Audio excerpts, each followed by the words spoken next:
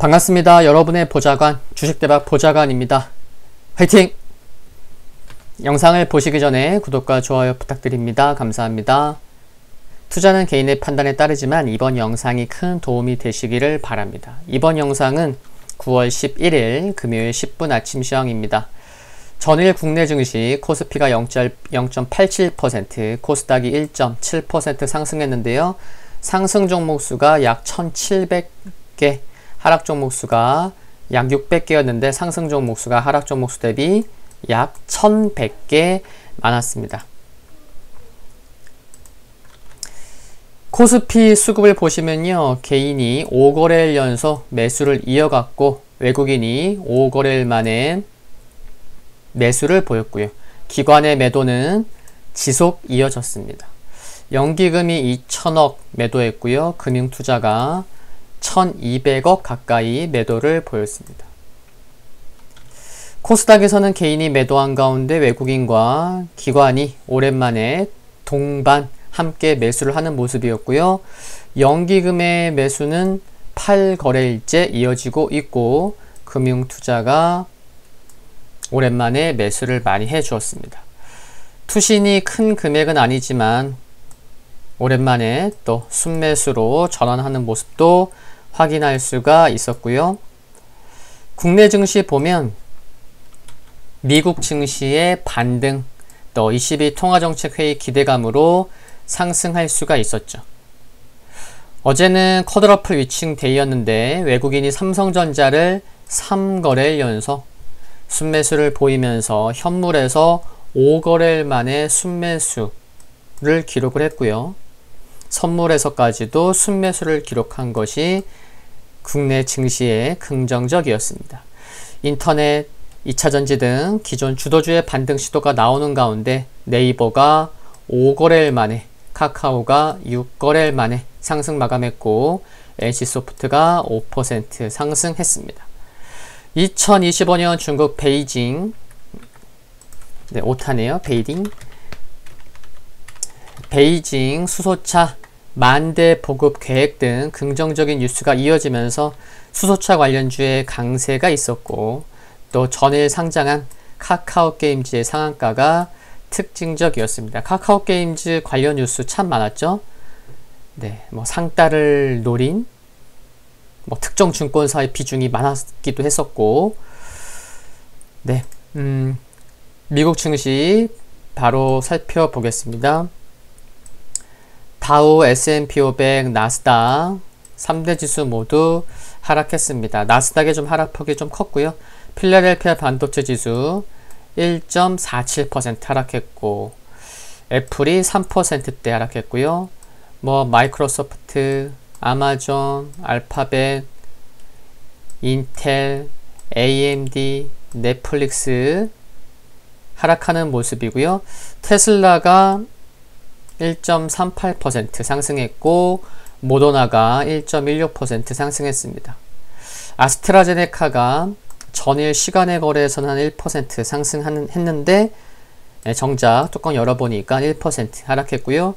니콜라가 11% 급락을 보였습니다. 우선 종목부터 좀 구체적인 설명을 좀 드릴게요. 니콜라가 급락을 했어요. 이유가 뭐였죠? 대형 자동차 제조업체와 제휴를 맺기 위해서 거짓 진술을 했다는 증거를 수집했다는 리서치 자료가 나왔죠. 그래서 급락했는데 이에 따라서 제너럴 모터스도 5.57% 하락했습니다. 테슬라가 강보합 1.38% 상승했지만 장중에는 무려 9% 가까이 상승하기도 했다는 것. 대신에 상승폭을 좀 반납한 게 좀 아쉽죠. 안타깝고 셰일 오일 생산업체인 EOG 리소스가 9.22% 하락했는데 이유는 CEO가 오일 생산이 코로나 이전 수준으로 돌아갈 것으로 기대하지 않는다고 언급하자 급락이 나왔죠. 그러다 보니 관련 업체들 코노코필립스가 4.47% 하락했고 옥시덴탈의 경우에는 8%에 가까운 7.95% 하락하기도 했습니다. 반면 베드베스앤비욘드가 4.9% 상승했는데 전자상거래 부문을 확대하는 등 대대적인 전환을 토대로 실적 개선이 기대된다는 보고서로 인해서 상승을 했습니다. 미국 시장 하락했는데 좀 어떤 게 좀 부담이 되었었냐면요. 초반에는 상승했었죠. 네, 상승 출발했었는데 미국 상원이 추가 부양책 표결에 실패했습니다. 이 참 추가 부양책 빨리 해결돼야 되는데 그렇죠? 또 브렉시트 협상 불안으로 하락했습니다. 이런 가운데 일부 종목 애플과 니콜라 등 부진한 모습을 보이자 전반적으로 투심이 약화되었죠. 일단 ECB가 유로존의 올해 성장률을 마이너스 8.7%에서 마이너스 8%로 상향 조정한 것은 긍정적이었는데 브렉시트 협상에 대해 EU가 영국에게 브렉시트 협정을 무력화하는 시도를 철회하라고 발표한 점은 부담이 되어 있습니다. 시장은 예상은 했었어요. 민주당 반대로 부결 가능성을 높게 점쳤지만 그래도 실제로 주당 $300 추가 실업급여 지원 등이 담긴 부양책이 표결에서 부결되자 역시나 좀 실망 매물이 나오는 모습이었습니다.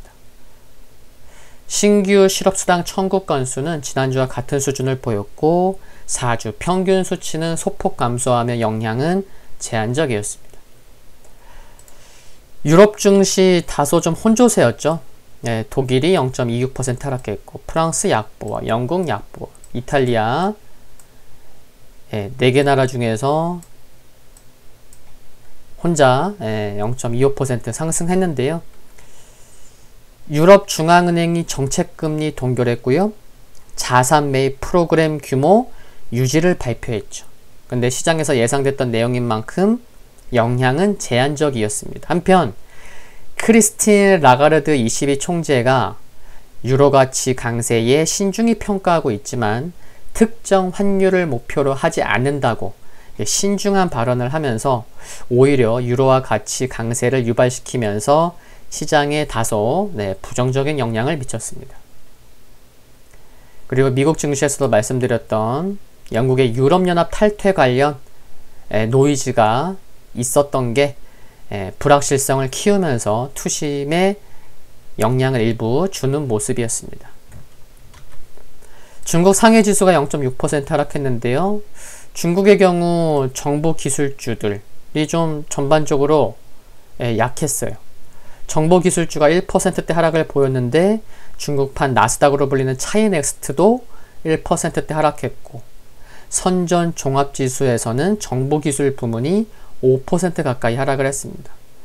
미중 갈등이 고조될 것이라는 우려 때문으로 보이는데요. 미국 국무부가 지난 3개월 동안 중국군과 연계된 중국인 1000여 명의 비자를 취소한 것으로 이날 전해지면서 투자 심리가 다소 약했습니다.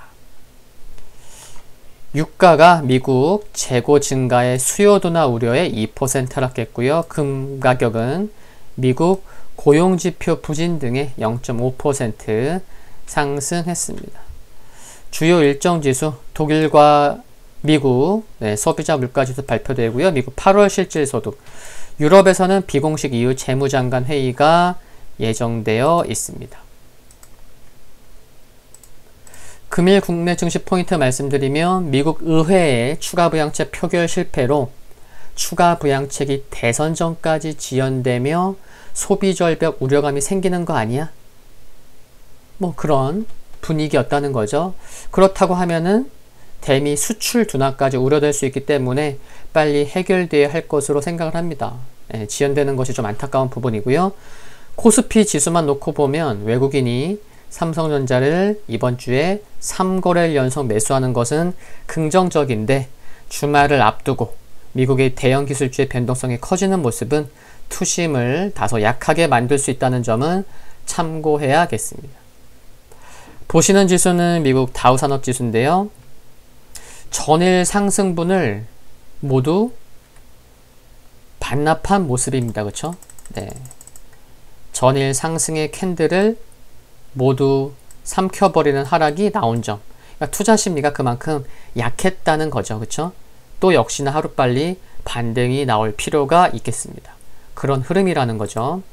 S&P 500 지수도 다우와 마찬가지입니다. 상승분을 모두 반납하는 양봉의 캔들을 다 훼손하는 그런 캔들이 나왔다는 거죠.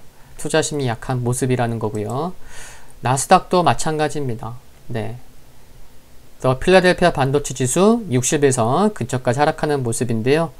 지금 살펴본 4대 지수, 네, 하루빨리 또 반등이 나와 주어야 할 필요성이 있겠습니다. 오늘 10분 아침 시황은 여기까지입니다. 구독과 좋아요 부탁드리고요. 영상물 아래에 좋아요 클릭은 큰 힘이 됩니다. 알림 설정에서 흔들거리는 종모양 전체 알림으로 해놓으셔야만 빠르게 확인해 보실 수가 있고요. 성공 투자하시기를 기원하겠습니다. 건강 유의하시고요. 감사합니다.